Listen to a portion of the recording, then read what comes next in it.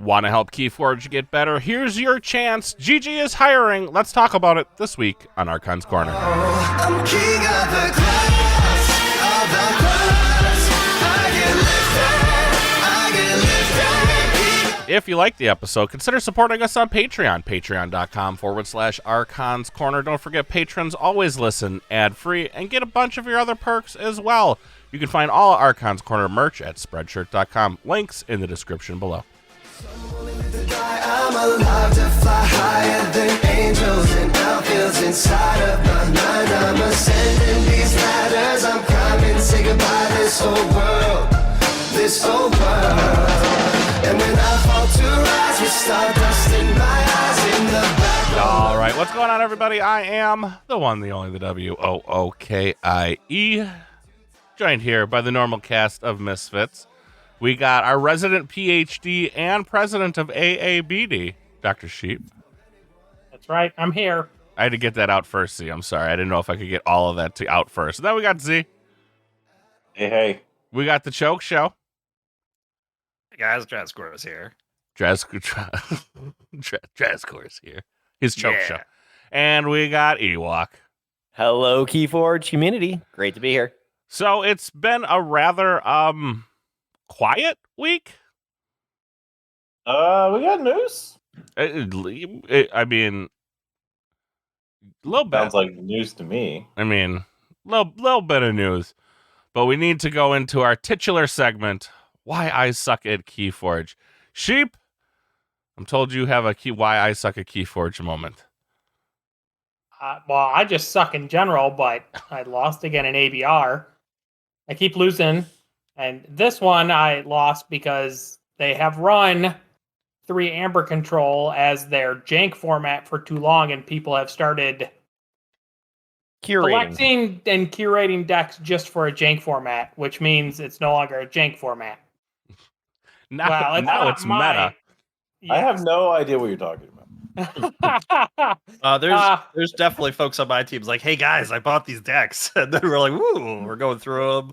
Like, I definitely have a couple I picked out from my collection over the last couple of years where I'm like, But I don't mind low Amber Control as a thing. What I am finding I am disliking more and more in SAS cap or anything where you use a single number is when you use that number too many times in a row, it becomes standard. And now, like, people can specifically select decks for exactly that. So, like, my opinion on SAS cap is, like, you want to play 75, I'm okay with that, but, like, do 75 plus or minus 3 or something, right? So it changes sometimes. So it's not always the same deck, so you can't shop for single things that are for this very specific event that some people like to run again and again. And that's why I don't like 75, because it's been run too much. And also now, like, they have in ABR, they have run 3 Amber Control the past several events. I mean, I think the reason for that is because it is somewhat fun to play that as a janky one. It is, but now, like I said, there are certain things that just show up constantly, or like I said, people are specifically investing into something that isn't a real thing. Do you mean that Ewok's Heart of the Forest, which does really, really well with this jank under 3 Amber shows up? Is that what you're talking about? Yep. A lot of people have their less than 3 deck now. I will give a huge shout out, since I played my game earlier. A good friend who I had not met before, so always looking for a new friend, was Daruk. And Daruk went ahead and threw out a really nice 77 MM deck. Bounced early, and I will tell you that this game was a lot of fun. But the highlight for me came that he had Gorm of Worm and some captured Amber. So not much. But I was in this spot where both of my Nep seeds were stuck in the bottom 7 cards. And that's where I was at. And he had Punk. So he had Punk and he had Gorm of Worm. I get hard out. What's it goes Punk? ahead and delays. Oh, I don't know. What is Punk? I don't know. Yeah, Never heard of her. never. I heard of think it. you take all the cards on the table, mix them up, and deal them out at random to each other. Is it just you flip the table? It's just a table Punctuated flip. equilibrium. That's right. Oh, Both players that card. discard their hands, draw a new hand. That's basically. You don't shuffle them back in. Oh, see, maybe unless you're that would unless have you're helped facing me. X-ray. Oh then wait, you definitely do take that. your discard, you flip it on top of your deck, That's and you draw from there. That's a different card. Different card. So I Trumbull is what I'd played. Typically, it likes to have the logos with the double lab work and more or less the memory chip.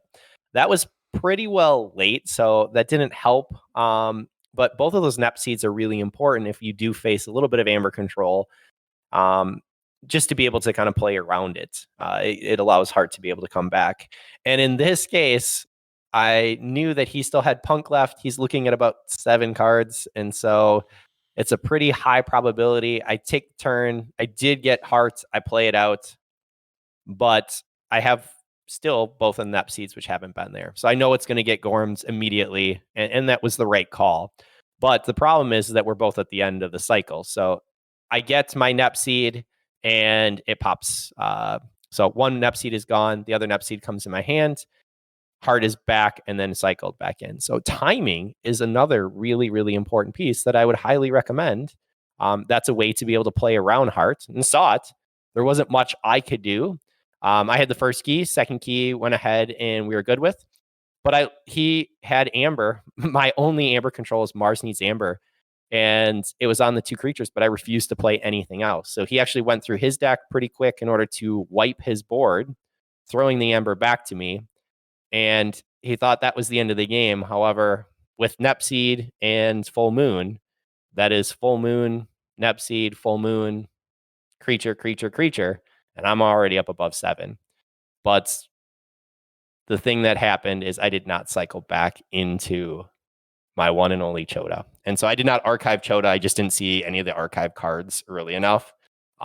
So I took a big loss this week, guys. And that deck has not lost, especially at this format, in quite a while. So I liked something funny, but something different. But I do agree with Sheep that I think if we put plus or -3, that can go ahead and impact SAS scores. If you want to put plus or minus, I don't know, a couple Amber control, that would be something different to Wait, so when they just keep you on your toes. I haven't played in any of the. I only played in the sealed event when things were starting to ramp back up. So when they're like 75 SAS, it has to be 75. It can't be like, well, it's 74. 75 or lower. Yeah, it's 75 or lower. Oh, I was gonna say plus or minus. Like, can't you already go lower? You can go But lower. if the cap becomes 72, you can't bring a 75. Right. Yep. Right. I And- understand that. Yeah. And if it becomes 77, yeah, you can still bring a 75 that you like, but it opens a few more decks. The thing is, my variant, it typically does put more value to having a huge deck collection, because then you have more choices as the numbers become miscellaneous. But like, that's kind of the point of some of these formats, is they claim, like, we're playing these formats so you don't see the same things all the time. But Now the you're seeing longer the same you things all play the time. same thing, you do start to see the same stuff. Well, and this did keep it new and fresh as we were in the pandemic. You could choose any of the stats, though. You could go ahead and say plus or -5 or 10 Amber control or expected Amber or printed Amber plus or -2, or your speed plus or minus a certain amount. And that would then force people to think differently too, which I think is the goal. And again, ABR is a phenomenal league. We have so many people here and it's a blast to play. But Yeah. that's We're gonna do that's SAS honestly cap. what we Why can don't do. we like SAS cap 60? I Oh, like hell, SAS hell, cap, but hell. I keep my hell low no. SAS decks. I like What's wrong? SAS 60. What's wrong? The, What's wrong with SAS cap 60? I don't have a deck for that. Yeah. Well, And I have whoa. How many What? did you buy You for would the have fire to sale? Borrow from a teammate? Oh, 0. I poor bought Zeke. 0 fire sale decks. You Wookie, didn't buy know any this. fire sale decks? I thought you told did. y'all this. Oh, No, I thought you did. not a single one. Because the game was dead at the time. Well, it And you can't know be what? dead if it's here again. Things can live again. Okay. Anyway, why I suck at Keyforge? Number one, It's I played because you played I played hard. Heart of the Forest, and number two, then I lost with it.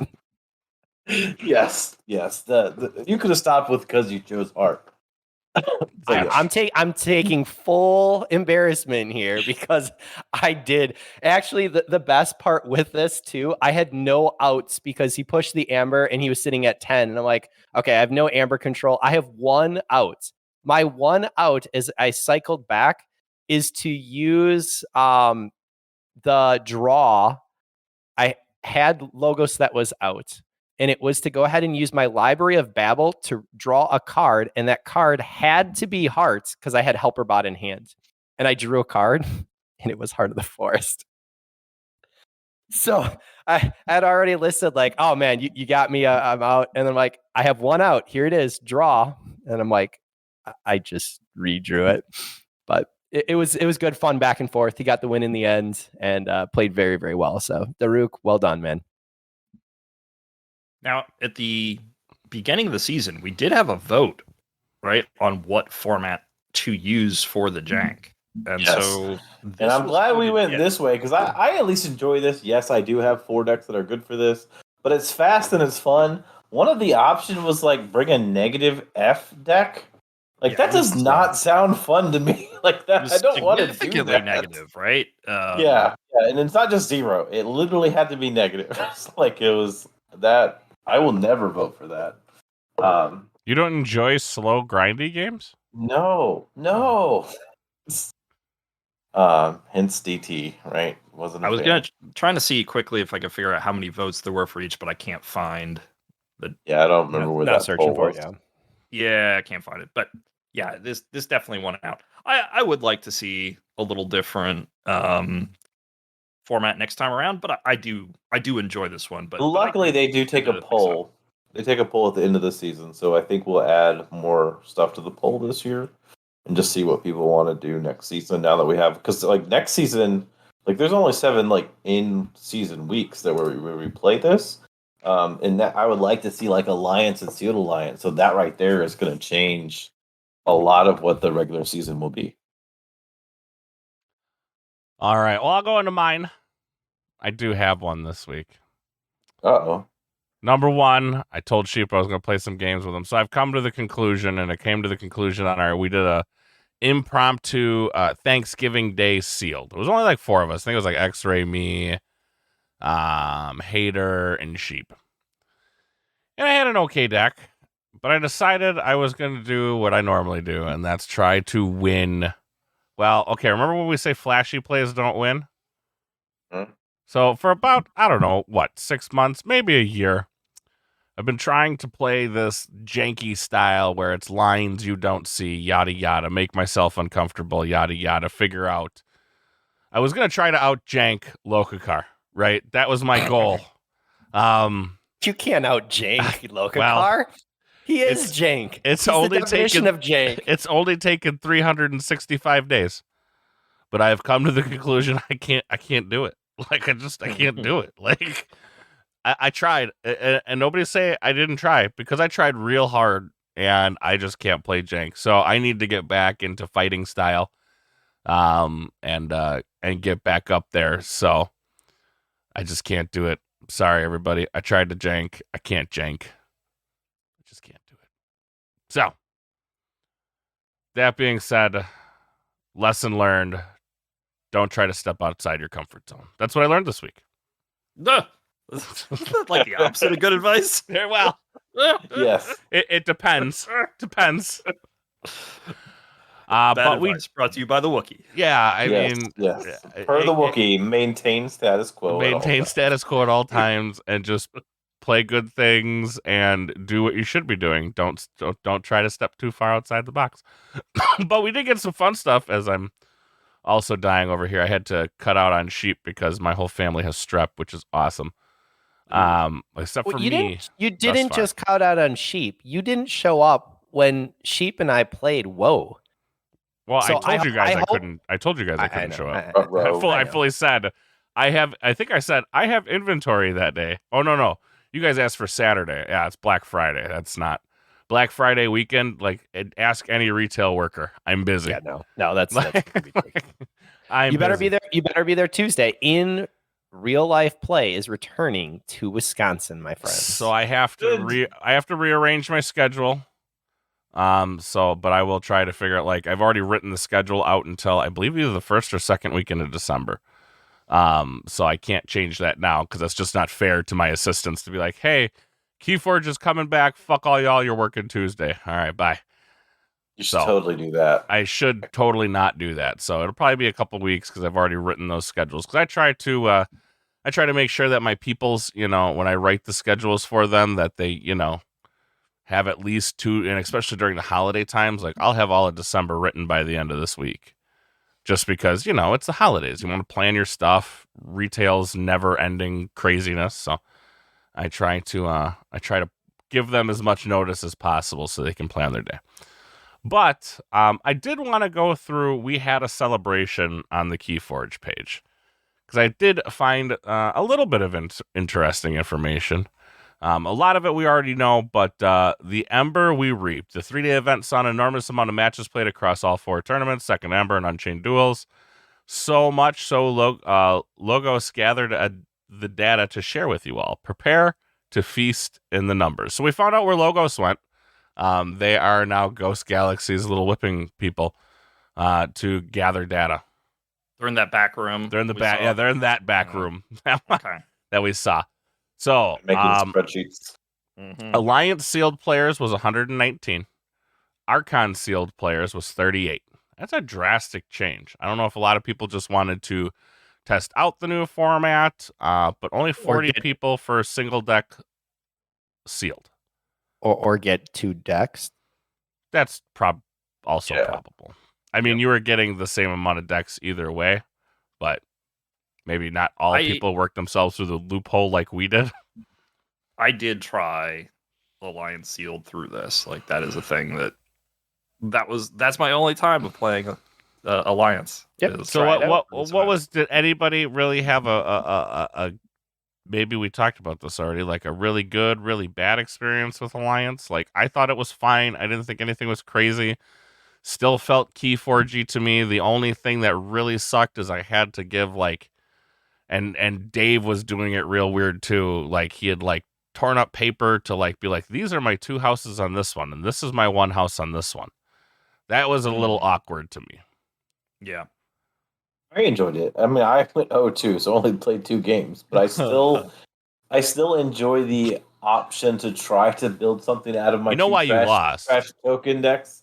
You know why you lost? Yeah, I lost because I got freaking Strange Shell and Bot. No, you were already thinking about all those sweet Unchained duels. You were too far ahead. Yeah, that was really it. Like, I had already played so much Unchained, I couldn't wait to play more. You're like, well, I got my 2 decks. Now what? Time for more Unchained duels. But I when in the future when we go to events, and I'm hoping they keep this format where they have the dual events like 2 days in a row, I will probably always choose Sealed Alliance regardless of how many sealed decks you get. Even if they said 3 Archon sealed went to 3, yeah, I would still choose Alliance. Really? I would do Archon Sealed. Yeah, if Archon sealed went to 3, I would choose that as well. I just like the options of what you have there, and I don't. Well, what I'm about to say, I don't think is a big worry of mine for WoW. But I have lots of memories of playing sealed AOA, in which I literally stopped going to a vault that I could have afforded because it was so miserable, even at 3 decks. I think I would have continued playing AOA in the Alliance format because, what the Alliance allows you to do, you wouldn't is I chose to play AOA Alliance sealed at an event last weekend. Nostalgia.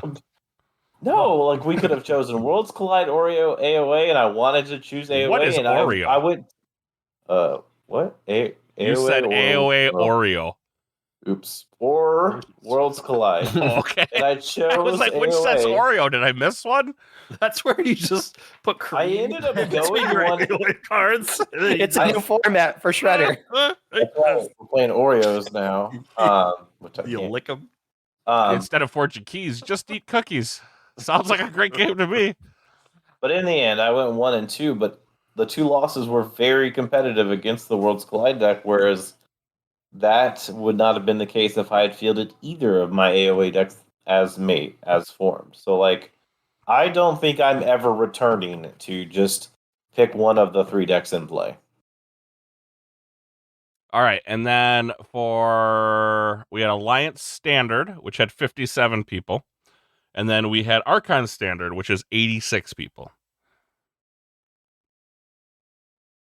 Not as drastic as a jump as I thought. I mean, I thought that was a huge showing for Alliance, especially with all of the No, it was. I thought this number, so you see Sealed Alliance 119. I mean, that's a drastic shift, right? You can see that more people. I mean, even let's just say, it was more decks. Maybe if it wasn't just getting more WoW decks, we see that number come more towards 50-50. But I thought that was kind of, there was more Alliance players than I thought there would be. Well, so the thing about this, and Sheep, I was talking to earlier, Alliance offers a little bit less of a steep entry point. There are many people who look and say, I don't have a top tier Archon competitive deck. Mm-hmm. I don't have one deck that can just actually run the course. And that window is pretty slim, to be honest. And it's a lot easier for individuals to go ahead and get pods that are in a competitive nature. And so Alliance Standard becomes a more viable option to make day 2. Do you think that will continue to be true, right? If this becomes a for serious standard tournament type, right? Are you just raising the bar and so folks with the buying power to buy the best pods are just as likely to do so in Alliance versus Archon Standard? Therefore, is it truly any different if people are just doing the same things in either case? Well, I think that there are a lot of pods that can be purchased at a pretty reasonable amount. And some of the top tier competitive decks, honestly, aren't going for. I mean, Sheep was, we were talking and Sheep opened up and he's like, hey, there was this very large high SAS AOA deck. First of all, I didn't see it as A tier, but he's like, oh yeah, it was over 500 euro. And euro right now is under $1, so we're fine. And I'm like, I wouldn't ever go ahead and spend that much money on a Keyforge deck. And it's at that point, if I'm not willing to spend the $500 on this deck, and that's not even a top tier competitive deck, there's a lot more money that certain people are willing to throw around in order to get a deck. And yet we saw Ben who came up with us, and he just played 3 pods from his own collection. He didn't have a master collection, but it put it together. I mean, he did have some nice matchups that came out for him, but he was able to make top 8 as a result of it. And sometimes it comes down to matchups. Sometimes it comes down to being able to play to the best of your ability, a combination of that. But I do see Alliance Standard as being a more viable option for someone getting into the game than straight up Archon. I gotta agree from the math lens. Like, there's just so many pods that are like really good. Yep. That people will just have. It's going to take effort, time, and practice to make them. Yep. But if they put in the effort, time, and practice, like instead of investing money value, and they have to switch that out for time value, I think there will always be a better shot at a player with, I don't know, X amount of decks over 100, because at that point you're starting to get a ton of pods, is going to be able to form a deck that could make top cut. Whereas for the first time in almost any event that I've seen, when I look at the top cut in the Archon, all 8 of those decks are legit really, really good. Like, there's no joke reason why they all made top table. No one should be surprised that any of them got that far. Whereas, like in other events, there's always been like 1 or 2 decks. I'm like, well, that's interesting. That made it. None of the 8 decks are like that.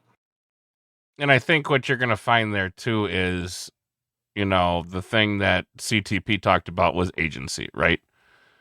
Not everyone has it, but a lot of people do. That itch that needs to be scratched to create, right? And Alliance gives you the ability to scratch that itch. Maybe you do it, maybe it's not for you, and you go back, but it does allow you to scratch that itch where before it was kind of a hard cutoff. It was like, want to change your deck? Nope, can't do it. Sorry, bud. And I think that was a barrier for a lot of people who were just like, I can't do anything to it. Like, that's it. That's my deck. Yep. And they're like, oh, I don't know how I feel about that. It Well, allows you to change. even the fact you can choose between the two events is agency. Like during each major event, you got to choose Sealed or Sealed Alliance. You got to choose Archon or Archon Alliance. Like, that itself, which I hope we see going forward for the indefinite future, as far as like a way to play Keyforge. Like this is like you play the Keyforge the way you want to play it. You get to choose.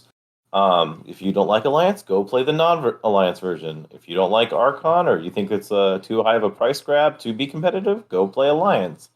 I really, really like that. I do hope with the Worlds format, I guess we don't really know what the format looks like that, but I really hope, and it's something that I thought Magic always did really, really well, is, Magic has all their different formats. They have limited, standard, and then modern, and they kind of like for the Worlds to kind of make it to that top roster bracket, you have to do well in all of them. Like you can't just be like, I'm really, really good at standard, so that's all I play. There's no world champion in standard. Now this doesn't exist anymore for Magic, but like you had to be well versed in their limit. You had to be good at draft. You had to be good at standard. You had to be good at modern. Like you couldn't just be good at one and be like, yay, and then it would rotate. You had to be good at all of them. So I hope we see something similar to that, but we'll find out. And Fab kind of does that too. Like right now at their major events, you kind of go through the gambit of the three formats that they offer to win their nationals or whatever they call it, their Pro Quest thing. But total, you have to be good at everything. Right. Total tournament matches played 585. Total keys forged 2,438. Total mulligans. This is one I always find funny. 480. So there's almost one mulligan per game. Almost. Games where both players took a mulligan. 111. And this is the stat that really kind of, I guess, stood out to me. Games decided by tiebreakers. 17. So meaning how many went to time? Right. How many went to time? So out of pretty low. Right. So out of 585 games, only 17 went to time. Mm-hmm. And that's with all of them being 45 minutes. If they had been the 35-minute Archon games, some of those Archon games would have gone to time back in the day with the old time rules. So does that mean we just stretched it and made going to time rare? Like, I mean, that's 3%. 2.905% of games went to time. And I wish we had it by format. Like, if all 17 of those games are unsealed, like, I think it tells you stretching the time thing means that there were basically no timed Archon games. It was worth it, in my opinion. Yeah. Any Archon game that goes to time is just bad feels almost always. I know Sealed's going to go to time sometimes, because especially with just card familiarity, some people take a long time to learn a new deck, so it's just going to be an inevitable thing. But, like, I would have loved to have seen that number based on whether they were Archon or Sealed games. So then they break it down a little further. Game decided by most keys forged, which is step 1. 9. Decided by most remaining Ember. 7. Decided by fewest chains. None. Decided by most creatures in play. 1. And decided by who went first. 0. Cool. I found that. Yeah, that's pretty good, right? Because it's really only the one decided by most creatures in play that at that point you're really starting to feel arbitrary. Right. Like Keys Forged is pretty obvious. Like Ember's like, okay, yeah. But then, yeah. Once you get to chains or creatures in play, you're like, it's just sort of whatever. Most players are okay with losing at step 1 and step 2 in the tiebreaker rules, which means 16 out of 17. Most people were probably okay with how the game came to a close. Right. Whereas that one match was probably not happy for somebody.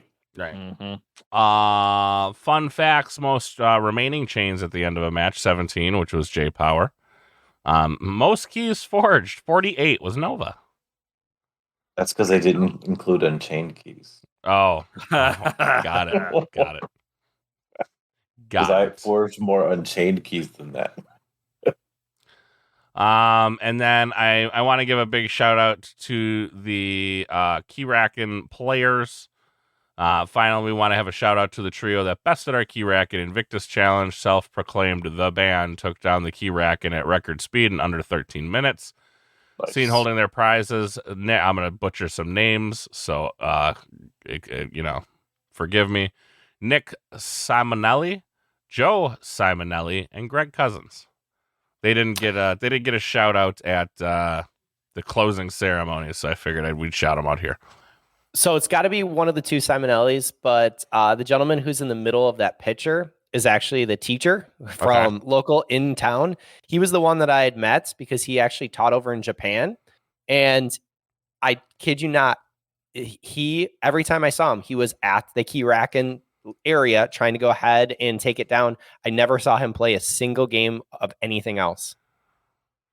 Hey, some people just like the Keyracken, man. But that's what I was talking about. It was really interesting because this was an area that didn't necessarily jump out to me as, I want to go and play the Keyracken. But there are certain people that's what they saw. They were super excited by it. And I thought it was really interesting. But good job, guys. I mean, I'm not going to deny, like, there are people who like the, what do you call those, co-op games? Yeah, co-op. Yeah. Mm-hmm. Yeah, Co-op. people like the co-op. I don't like the co-op. They're not for me. I'm not going to say they don't have a place, but it's just not for me. Not something I enjoy. Maybe with the next one. I do like Grim Reaper. But let's get into the next little bit of news. Ghost Galaxies, publisher of Ghost Keyforge. Galaxy. Ghost Galaxy. Can they just add an S to their name? Have I asked for this already? Can they just add so I could? Well, it's maybe easier for if me you to get say? a job. Yeah, maybe this is your first contribution. Yeah. So Oh, there is a position open for tabletop game designer. developer. Developer. Stop it. There's a whole paragraph about the difference in the application. I understand. Developer. I'm reading it as I'm going along, so therefore that is my fault.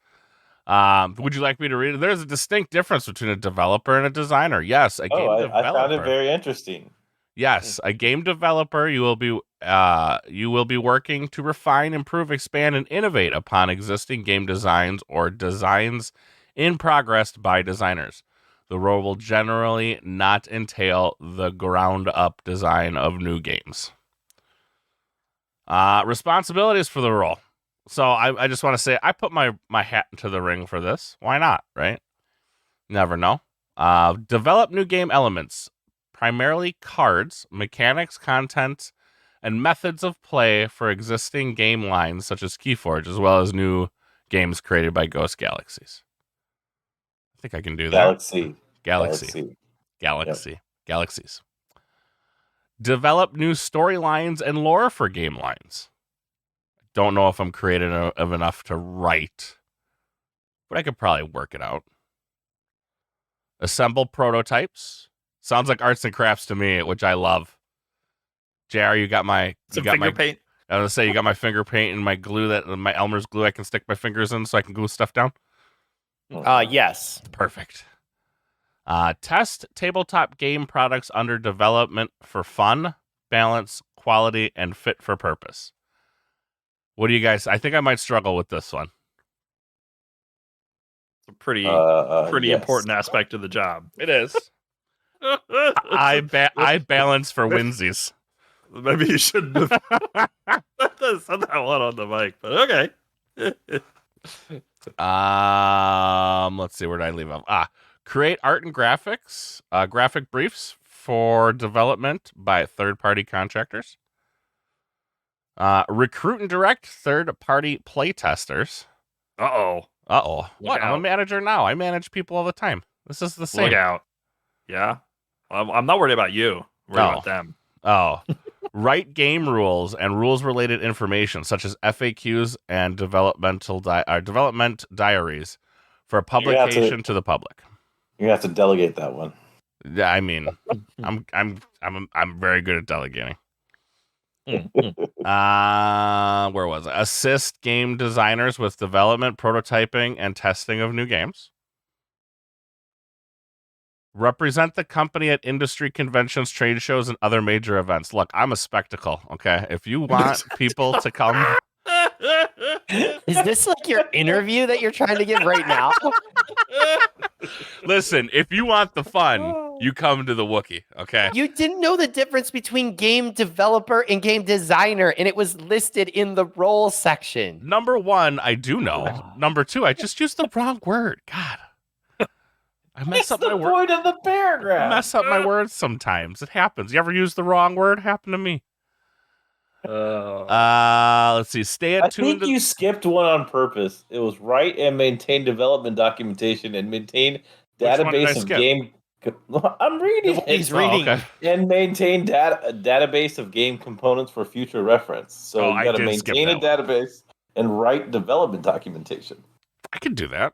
I document. Probably spelled correctly. Well, I mean, spelling is not my strong suit. This is why I quote unquote hired our social media director, which is Witchy Panda, for all of you who didn't know, who also did the intro for our last show.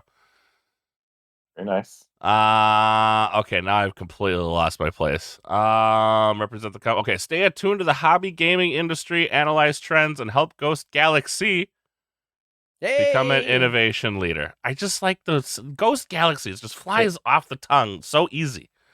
Innovative. That's what I said. Innovative leader. But either way, I do this for funsies anyways. I give good ideas all the time. Commit to continuous improvement in all aspects of your work.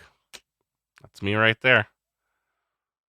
Be an excellent team member who communicates effectively, accepts and gives constructive feedback, and upholds all company values. Now, I would have liked a little snapshot of the company values, but you know, it is what it is. I'm sure I could find that on their website. All positions at Ghost Galaxy are hands-on and expected to engage in diverse range of projects and tasks, some tedious or menial, as may be necessary for well-being and positive trajectory of the company. I love getting coffee. Just saying. Getting coffee. I love getting coffee, John. donuts. What Actually, about folding all of the new Winds of Exchange boxes? hey, I'm that are in. going to be used. I'm in. I got good hands. These meaty sausage fingers are good for something. All right. To be a successful candidate, you must be passionate about the game, the creative process, and putting fun things into the world. Additionally, you embody all or most of the following skills and traits. Experience with tabletop game development and tabletop games in general. I have experience. Good thing they said most. Yeah. Can you tell me specific experience, sir, candidate Wookiee? Well, let's go to point 2. Creative thinker and problem solver. Able to combine, extend, and extract game concepts into new expressions that will expand and enrich existing game designs. You Like did come up with unbanning the Bane's- alliance format. I did, and we're gonna unban or we're gonna unnerf bait and switch.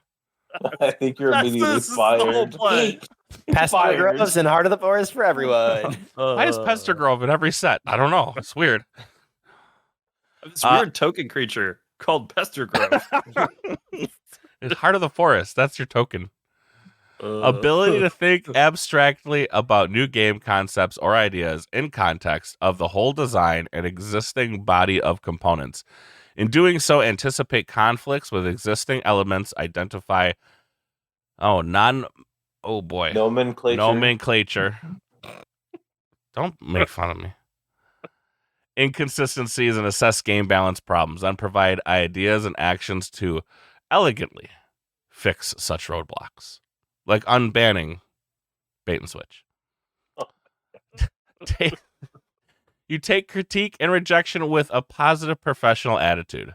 These will happen frequently in a creative environment, both internally and externally from playtesters and players.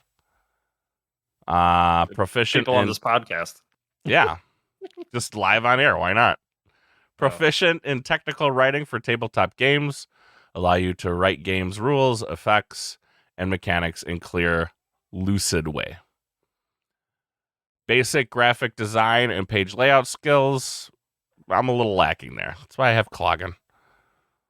Web content creation. Hey, preferably with tools such as WordPress, Avada, R+. I don't know what Avada is. I know I have used WordPress. but I've never used Avada. For the interview. I've never used Avada. I'm assuming it's very similar to WordPress. Is it not? I don't know. Oh, have you ever heard of it? No, but this also not. This is my first time actually hearing of it. For WordPress and WooCommerce. Yeah, is it just? I think it's a WooCommerce thing. Yeah. All right, back to where we were. Excellent verbal communication. I wrote a podcast, boys. Excellent verbally communicating. I have no experience in tabletop publishing industry at all. Not even a little bit. But I do have knowledge and affinity for Keyforge. Big plus. Big There you go. plus. Big plus. Yes, big plus. In Big fact, plus. we can cover up most of the things I am not proficient in by my knowledge and affinity for Keyforge. Are you willing to move you and your family to Roseville. Ghost Galaxy offices in Roseville, Minnesota? It's possible. It's possible. Because there is no remote or work from home positions. I mean, it's possible. The Wookiee could move. There's not much difference in between Minnesota and Wisconsin. They're about the same. Pretty cold. They're both cold. Like Mm-hmm. that's it. It does offer a competitive salary with a non-disclosed number of value. It does So. say that. That is a little concerning to me. That is a little concerning when they're just like just competitive salary, profit sharing, paid time off, health insurance, and but hey, product discount, guys. But then you can't play in anything. I mean, let's be Look, honest. it's I'm not small. playing anything now. It's a small Just company, did. right? You Nothing that You matters. should ask for shares. I didn't top. I Here's the wasn't thing. like top 8 in anything. I mean, Are they not allowed to play in anything? I doubt it. I mean, I would too. Because it comes down to like They could go it comes down to fun. like marketing optics, right? Like Mm. if your own person makes the top 8, even if you don't award them prizing, you're taking away prizing for someone that From somebody wouldn't care. else. Yeah, it's just real bad optics to play in your own events. That I'll matter just like play in that. all the Unchained events. There you go. I'll just be like Z, just post it up outside of the actual hall. Just, hey, have you played Unchained yet? Let's play. Yep. Pretty sure he dragged someone over by their leg to play Unchained, but that's... I did track some people down. Like, you, let's go. Throw my Pokeball down. Let's go. I challenge you. Who's that guy over there? Have I played you in Unchained yet? No? Let's play. Well, I'm good. I said let's play. But that's the new job. If you want, you can email your resume over to info@ghostgalaxies.com. Well, hold on. That's not what it says. What does it actually say in 2 to apply, Wookiee? Yeah, send a cover letter and resume to info@ghostgalaxies.com. I was just about getting there. Thank you for reminding me. Make sure you send a cover letter. Some of us did. Remember to do that It part? actually says it. Some of us didn't read the instructions well. I was doing it at work, actually, like while I was working. I was like, The best way to get your application thrown out.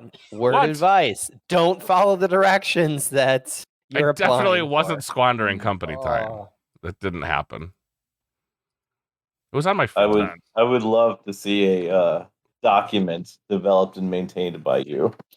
I have my resume, which is a document developed and maintained by me. I mean, for the Ghost Galaxies, as you Ghost have Galaxies. on the letterhead. First thing we're doing, we're sharpieing that S just to make all my other mistakes correct. Just sharpie. I get to see it now. GALAXYS. Yeah, we're just gonna sharpie it in. Let's do it. That way Oh I'll my be God. right. Who will look real dumb afterward on this whole thing? Not me. It'll be like, oh, it's been that way all along. Who knew? I did. I do notice that the document is dated July 19th, 2022. It sure is. So, does this mean they've already hired somebody and now they're getting another one? Or Well, my was it assume is just this template is and they this is a didn't update it? template. Yeah, that's my assumption. Yeah, It's a they template. didn't uploaded their marketing hiring template. They didn't change the footer because no one ever remembers there's a date there. Mm-hmm. And they except, filled in the except for information. Trascore. Yep. All right. Maybe Wookiee would have remembered to change that date. Maybe. Maybe. Probably go. not. Maybe. Probably not. I did balance my trust this morning. It went quite well. Cool. Yeah. All the money was in line. Maybe they need a accounting person. Do you think I can beat out I mean, if this became like an OP job position, I might be applying, but it would take something like that for me to consider moving to Minnesota. I mean, that for you that'd be a big move. For me, that's like not that big. Yeah. I mean, you're talking literally across the country. For me, I mean, you could have X-Ray pick you up and drive you there. Every day. Yeah. Like every Monday X-ray, you're gonna drive me. Then you can come back and pick me up every Saturday. But don't worry, Friday night there's a tournament every week, so you can just come play. There you Yeah, go. there we go. I think he'd do it. Dude, if I was there would be a tournament every day. But what are you guys feeling post feels on Winds of Exchange? Where are you guys at with it? Have you tinkered and toyed with it a little bit after Keyforge Live? So yeah, I've played a little bit, right? So when I got back from Keyforge Live, I had to move, right? We were just talking about moving, so that took up a whole bunch of time. To Minnesota? No. Just Oh. up the road, like 10 minutes, but still, I know. it's still a big deal to move 10 minutes. But I did. We've settled in. I've got my game room operational now, and had one of my locals over who got Snoozy there in the chat. So she came over and we just threw down some Winds of Exchange, traded decks back and forth. It was a good time. It's I definitely enjoyed the set, just playing all day, and saw potential in a lot of the cards that were out there, and I'm feeling good. I'm feeling good about the set. Right on. JR, I know you got to play a little bit, you and Sheep. What did you guys meet up on Saturday? Yeah, we ended up meeting up on Saturday. That's just when it worked out for us, and had a couple different decks. We didn't go ahead and really scout them ahead of time. Just wanted to see how they played. Sheep opened a deck, I opened a deck, and then we just played a game, and then we switched. And we each ended up taking 2 apiece. So it was interesting. It was interesting to be able to see some of the mechanics, kind of how the decks played. There was a blorb for a 3rd key that happened. So that yeah. I do not have Blorb yet. Oh, I want to play Blorb. So it's interesting. I think that Blorb for a final key is actually viable. Like it's one of those things like when you know you're facing MMR, like to keep the board down, or when you're going ahead and facing Obsidian Forge, like, okay, I got to keep the creature count down. So I think in that manner with the deck, and the deck did spit out a ton of token creatures. If your deck that you're facing will pit a lot of token creatures, there's a unique way to be able to play Blorb so that it becomes viable. But I don't see it as what I initially thought of, hey, we can go ahead and pull multiple keys. So it's key 1, 2, and 3. I think to cheat out a key is definitely viable, though. Really? I'm sorry. I was thinking about, I'm just like, I just did not see any Blorb happen. I played a couple Unchained games against Blorb, and it was like everyone, maybe people were too focused on it at the time. Like, Blorb, but you said Blorb, Unchained, Blorb. Right? It was Unchained, but I mean, Yeah. pretty much most of the Unchained decks were just woe decks, more or less. I mean, there was But they make less tokens on average because they have less. Do they? woe Yeah. cards. Okay. Yeah. So I mean, every just- non-woe card is a non-token card. I saw a lot of people just struggling to get them online. Oh yeah, I definitely had one that was just real bad. Like it had 1 power Unchained creature, and it would just all it was all anti-synergy with each other. It just had Mhm. lots of ways to like kill your own guys basically and not do much to your opponent and not really help you. It was not so good. Well, I think Blorb and Amberlin actually are way more dependent on the amount of token generation in the deck than any other token we have. Yes. Like most of the other tokens have an intrinsic value because they can like reap, other than Strange Shell just straight sucks. There's just no redeeming factor there. But those 2 tokens, like they're entirely based on like if I can generate a ton of tokens, at some point I'm going to get to reap the reward for it. Whereas the other ones, if you generate even like half the number of tokens you need for that, you're going to get some value periodically through the game. I just wonder. I wonder how the tokens. And I got to go look at all my decks. I don't remember all the decks I got and all the tokens I got, and I haven't really been able. I think there's still one unopened in there. I don't think I opened it or not. Yeah, I got one, and I just didn't. I didn't end up open. I opened. Well, I guess 90% of them. Yeah, I mean, we opened. Yeah, we opened. I opened my 3 and my 2. Yeah, so I opened the 5. I just have the one remaining that I did a trade for, with Philly. He wanted a Power Rangers deck, and I got a Power Rangers deck. So I was like, "Well, give me your Wings of Exchange." That's funny that you talk about Power Rangers because that was the other. The Blorb deck actually had Power Rangers in it as well, and that hurt it quite a bit. Yes, that was part of my Alliance Sealed. Like, I kid you not, that was part of the Alliance Sealed. It was real bad. But with the Power Rangers, if you can go ahead and get your big nasty out, the other pilots not listen, the other pilots not being able to take damage becomes a problem. The deck that we were using didn't have the creature control to remove your large, I think it's 6 power 4 armor that's there. Mm-hmm. Called the Nautilexian. Correct. Yeah, not the Zord. Correct. Crapalixian, more like. Well, it is. I mean, we definitely talked about, we would have loved to have seen a reap effects that comes with it. But having a couple of the aeronauts that are there. So green aeronaut action, a friendly Nautilian gains splash attack 3 for the remainder of the turn, and didn't do anything as an action, and you're literally gaining 3. Purple aeronauts, after 4 friendly pilot creatures are used in the same turn, a friendly Nautilian gains after fight. To have all 4 of them out, it was just too easy to kill one of them, and so that had no effect. That's never going to happen. Correct. Like, just straight, never going to happen. So what immediately happened for Sheep and I is White Aeronaut was hit right away, and that was action ward and fully heal a friendly Nautilian. Just to be able to, if you were able to drop it, that's fine. And then the red Aeronaut, search your deck and discard pile for a Nautilian. That had some value because you could then, search for it and play it. But it was a little too dependent on what can you get. And again, just like any other creature, if your opponent has C to remove, doesn't matter if you're 100 power, 100 armor. But it's even worse than that. Like, this is a 5-card combo. One of these cards is going to become a token. Like, straight up.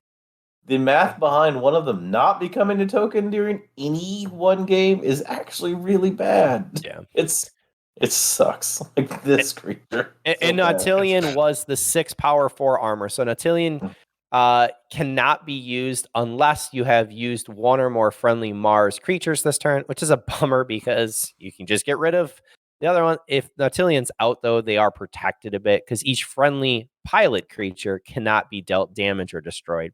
I would have liked to have seen more pilot creatures that were in this set, but to be honest, after playing the Power Rangers, I'm glad there aren't. So yes. I'm you're sad when you see it, and I'm kind of like, let's just leave it. If you can't remember how to say its name, just remember it's not good. So hold on, there are plenty of Equidon creatures we can't say their name. Yeah, but they are good, so you need to keep trying. Get good, boy. I just, every time I think like we're headed in the right direction, cards like that are printed, and I'm like, well, maybe we're not. Like, I understand like, bad cards need to be printed, but like this was rough. I've always been okay with like the bad chase card, but like I'm kind of salty about this one because like Mars, other than Jinka, has been a rough set in set 1 and set 2. Because, like, Jinka alone does not make a house good. It's just one gimmick thing that the playtesters probably didn't even realize was a thing. Because of just the number of decks printed for playtesting. Right. Like, for this to be, they're like, this is, like, worse than Horsemen. This is, like... People even love the Plaguerats more than I think this will, like, people like this. Like, the Nautilixian, as far as the way the ultimate combo that it's trying to do is to get that purple aeronaut to fire. I literally don't ever see that happening. Like, if that ever happens in a single game, like, I don't know what would have happened. It's an unlocked gold medal. I mean, you have Yeah. unlocked a very special feature there. Yeah, that would be It like one of is. those hidden achievements on Steam. Like, it Mhm. just wasn't expected to ever actually happen. And that for that to be the end all of this combo, like, it's rough. It's real, and we're just talking about even in sealed play not happening. Like, if you even try to take this to something in a competitive field where Furnace exists, it's hella never going to happen.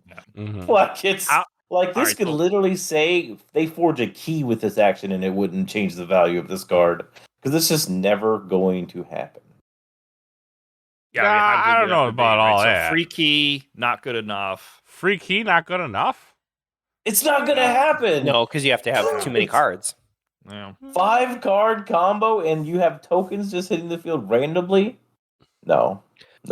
So the other two tokens that we played around with quite a bit were Senator, the Saurian, 2-power, action, keys cost +1 during your opponent's next turn. This, it just didn't really play out well for us. You could tax. I think we taxed for 1 or 2, each of us, a couple of the different games. And to extend for a key was okay. But it just, as an action, it wasn't progressing your game, and it were too easy, too flimsy to be able to kill. But the other card that did actually have quite a bit of value was Cleric. So Sanctum, 1 power. After Cleric enters play, capture 1 amber. And that really offered quite a bit of amber control in the deck that we were playing. And so you were just throwing clerics out. And when you could get 2 to 3 clerics consistently on a turn, it provided a really interesting choice because you can kill the cleric. If you don't, you have potential just to be able to reap with it. But I know a pretty cool combo with Cleric. yeah, go for it. So Cleric enters play, captures an amber. There's obviously other ways to capture amber on your Sanctum dudes. But there's a Star Alliance card, so it does require another house to combo with it.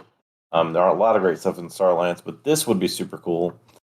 Temporal Purge, you gain an amber, play, flip each token creature face up, put each non-creature card flipped this way into its owner's discard pile.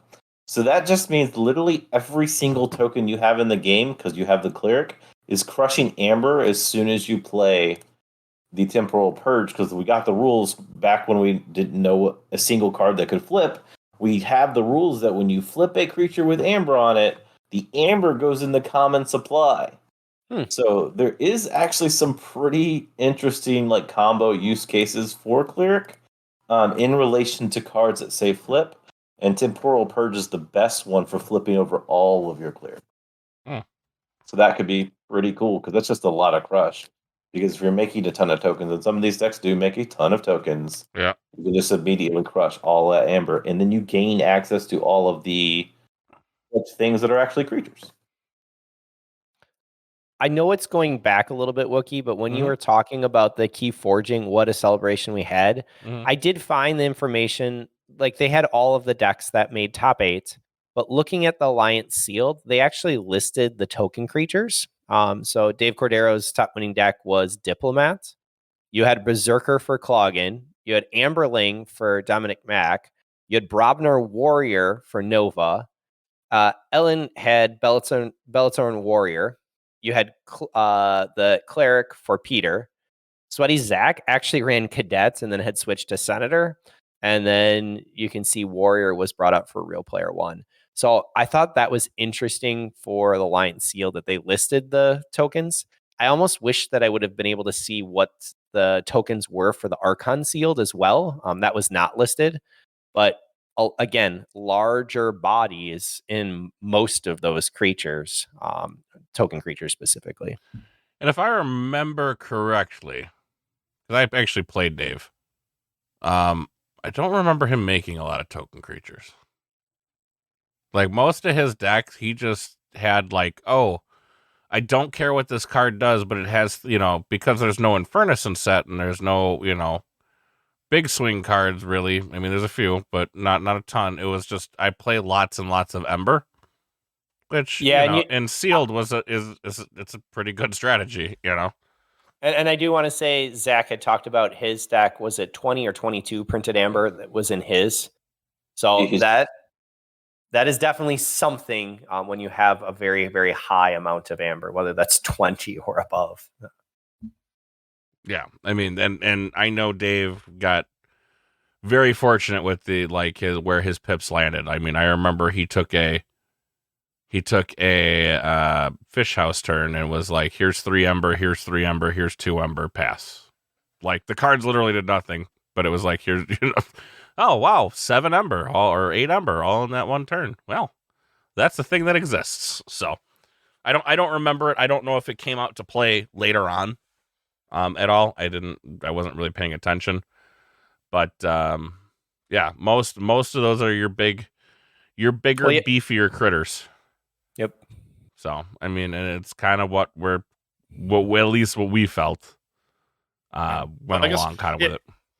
Yeah, I mean, if he has the diplomat, right, it's a 1 power token creature, Yep. right? So in some ways, not surprising, it wasn't that big an impact. And in our games we were playing over the weekend of WoW, we saw similar things, right? The 1 power tokens often didn't do much. Right? Yep. We actually, I think there was one game we played where the trader actually did okay. The action steal 1 destroy trader. But I think that was more of a matchup thing. It's just the deck that Sneezy was playing at that time just didn't have that much C, and so I was able to just steal a bunch that way. But for the most part, right, I wasn't really able to use the researcher. They would just die, or before I could omni them even. So 1 power still not that great. And that's a real bad feel too, because you're taking a card out of your deck. You don't know what it is to make that token creature, to just have it die. I don't know. It's a real feels bad. Well, I think you need to have some true value. Sheep and I cracked open and kind of looked over the other decks, and one of the decks that I put in for Tuesday has cadets. And so 1 power Star Alliance destroyed Ready Cadet's most powerful neighbor. You're like, but why?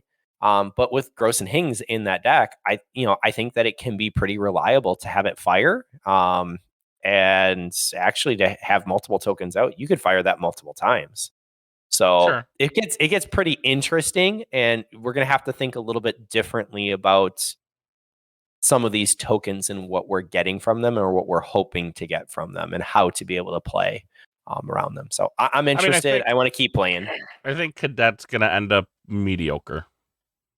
There's going to be some decks that can use them, and then there's going to be a lot of decks that just don't. Yeah. Yeah. Well, I still think it's hilarious that autocannon is in this set. Like it just like all those tokens are just dead on play. How many 1 power didn't you count how many 1 power token creatures there were in a set? I did it one time. So like the merchants have 3, the Mars has 2, Sanctum has 14 total. One, only 1 really. I guess 14? Disciple. Well, there's 14 1 power, but technically Strange Shell has the armor, so 13 that will 13? Die with autocannon. Yep. Yeah, 13 will just straight up die to autocannon. That's half of them, effectively. Right. I was gonna say that's quite a number to just die. I was like, oh, you have Lorb autocannon, GG. Like it's really, really funny that. I know Sheep's like autocannons are rare, and I'm like, yeah, it's true, but Brobnar is also a thing. And if I get autocannon, I'm not like terribly sad. I mean, I'm not happy, but I'm not terribly sad, especially in sealed. I'm definitely not sad. In rare or not, like we know the numbers for singular rares. I think it's like 2.25%. So like you're gonna have a ton of autocannons. It's gonna be there. Like once you hit 50,000 decks, there's a ton of decks with autocannon, right? Like it's just hilarious that because like you think before, like okay, you got to go all the way back to Coda to get this autocannon answer to these decks. Nope, it's just in set. Right in the here set. We go. Nope, don't need the legacy. It's just here. Yeah, like go for it. WoW seems just to be such a strange set overall. Just because it's like cards, we were like, yeah, we're definitely not going to see that, and then it's like, oh wait, nope, it's here. Never mind. Oh, they also have Pingle. So there's actually Pingle's 2 different. Too, yeah. There's 2 different 2.5% chances, and Pingle's enemy only. Yep. It's just hilarious. Pingle's really, floating really around funny. too. Yeah. But that's going to do it for us this week, guys. We'll get some more news for you next week. If not, we'll figure something out. always stuff to talk about with the Keyforge. So we'll see y'all next week. Happy Fortune, everybody. Peace. May the Forge be with you. I'm king of the clouds.